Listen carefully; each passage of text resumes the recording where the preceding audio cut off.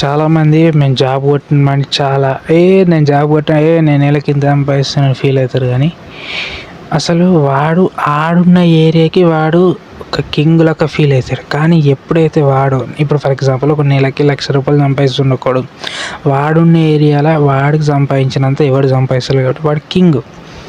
ఎప్పుడైతే వాడు ఒక మీటింగ్ అటెండ్ అయినప్పుడు దాంట్లో వాళ్ళు per month 10 lakhs, per month 1 crore సంపాదిస్తారు. లేకుంటే ఒక్కొక్కరు 1 month 50 crores, 1 month 100 crores సంపాదించే వాళ్ళ దగ్గరికి వీడు వెళ్ళిండు అనుకో, అప్పుడు వీడు జీరో.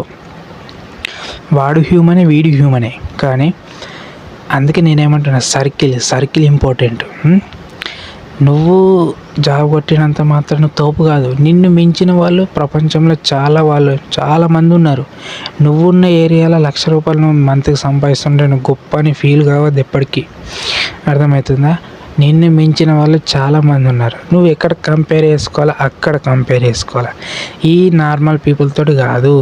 నీ సర్కిల్ మారాలా. నువ్వు ఎదగాలంటే అక్కడ దుబాయ్లో చూసుకో, ఎక్కడైనా చూసుకో, పెద్ద పెద్ద కంపెనీస్ ఉంటాయి చూడు, వాళ్ళ షేర్స్ చూడు ఒకసారి, వాళ్ళ శాలరీస్ చూడు, నీది ఆడ. దట్స్ అంతే. ఇప్పుడు నార్మల్ పీపుల్ మైండ్ సెట్ ఎప్పుడు ఎట్లుంటుందంటే, ఒకడు జాబ్ కొట్టిండట, నెలకి ₹50,000 సంపాదిస్తాడు, ₹1,00,000 సంపాదిస్తాడండి, వావ్ అంటాడు. కానీ వాళ్ళకి తెలియదు, వాళ్ళకి అదే మైండ్ సెట్. అందుకంటే మైండ్ సెట్ ఇంపార్టెంట్. సో వాళ్ళకి తెలియదు అది, నువ్వు నేర్చుకోవాలా అంతే.